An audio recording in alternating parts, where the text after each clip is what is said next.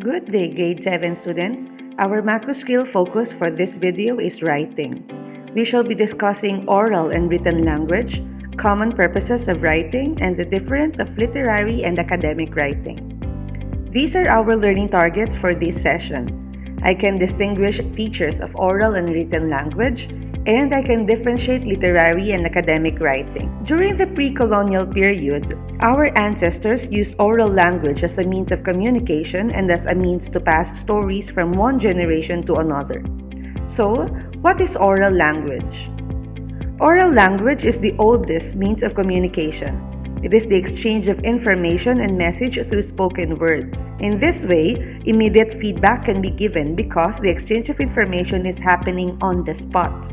Moreover, the speaker can receive and give nonverbal cues like eye contact, hand gestures, and other body languages.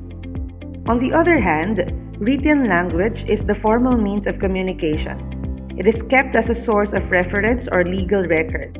Unlike oral language, where feedback can be given immediately, feedback in written language takes time as the receiver needs to compose and send back a letter. So when we put oral language and written language side by side, these are its differences. Oral language uses spoken words, while written language prints words or writes them. In oral language, feedback is immediate, while in written language, feedback takes time. Lastly, in oral language, the speaker could not revise his or her words before delivering it. But in written language, there is a possibility that revisions may be done before delivery. For you to better understand it, here are a few examples. In oral language, we have meetings, telephone and video calls, presentations, and interviews. In written language, we have email and text messaging, cards and letters, and newspapers and magazines. Now, purposive communication is very important for us humans to convey messages. There are 4 types of common purposes of writing: to express opinions, to inform, to persuade, and to create a literary work. Let's discuss them one by one. The first purpose is to express opinions, or the so-called expressive writing. It focuses on the personal feelings of the writer. These can be seen in journals and diaries, as well as in social networking sites like Facebook and Twitter. For example, in the musical play Dear Evan Hansen, the protagonist Evan was asked by his therapist to write a letter to himself. He wrote, "Dear Evan Hansen, today is going to be a good day, and here's why.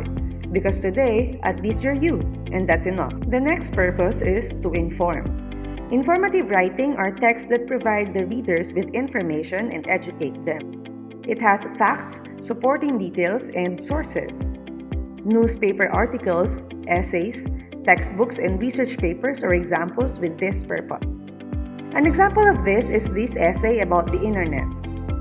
The Internet is a global network of billions of computers and other electronic devices.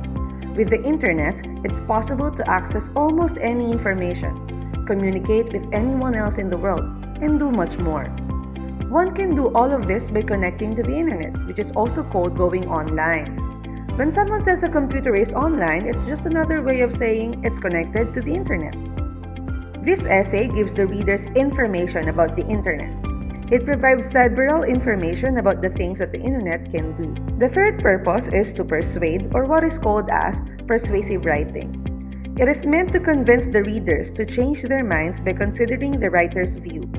Editorials and reviews are examples that convince the readers of an idea. This essay is a good example of a persuasive essay. It seems everything is moving online these days. Even education is transferring onto the Internet. Many people might squabble about the disadvantages of this phenomena, but online education does more good than harm. Many times, one can do what she or he wants. It is more comfortable in a variety of ways. Online courses often look good on resumes. The pacing of learning is managed by the learner, and the cost of virtual education is often lower than the traditional education. This essay about online education provided the disadvantages of the phenomena. It is also clear with its claim that online education does more good than harm. It convinces the reader of this idea. The last purpose is to create a literary work or creative writing. It focuses on entertaining the readers through creative forms. These are novels, poems, and plays. A good example of this is Lin-Manuel Miranda's musical play, Hamilton, an American musical. Here's an excerpt from one of its songs, Take a Break. In a letter I received from you 2 weeks ago, I noticed a comma in the middle of a phrase. It changed the meaning. Did you intend this? One stroke and you've consumed my waking days. It says, My dearest Angelica. With a comma after dearest, you've written, My dearest Angelica. In essence, this song is an example of a lyric poetry. It creatively expresses the feelings of the persona to the addressee. Now, these 4 major purposes can be grouped and formed to 2 types of writing: literary writing and academic writing or technical writing. Literary writing has 2 purposes: to entertain or to amuse readers, and to educate or moralize. On the other hand, academic writing's purposes are to provide information and to persuade the readers. The subject or the focus of literary writing is man's experiences or life, because literature is believed to be a mirror of a man's life. While academic writing focuses on business, science and technology, or education at large. Another difference is the language used. In literary writing, the language is informal or figurative. There are some phrases that have different meaning. But in academic writing, the language is very formal, direct, and structured. Moreover, in literary writing, the point of view of the persona is first person. It uses the personal pronouns I, we, us. While technical writing uses third person, it's very impersonal. The use of I is prohibited. Usually, it makes use of the researcher or the author. Another difference is the tone, or the general character or attitude of the speaker. In literary writing, the tone of the author is personal and subjective.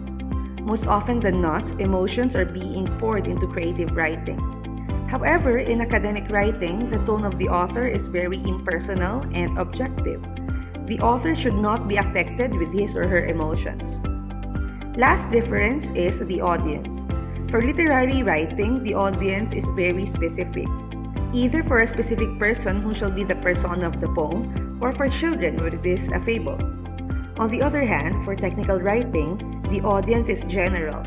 The author must be ready for his or her work to be read from perspectives of various people regardless of age, gender, or race. This now concludes our video for oral and written language, common purposes of writing, and literary and academic writing. Thanks for watching!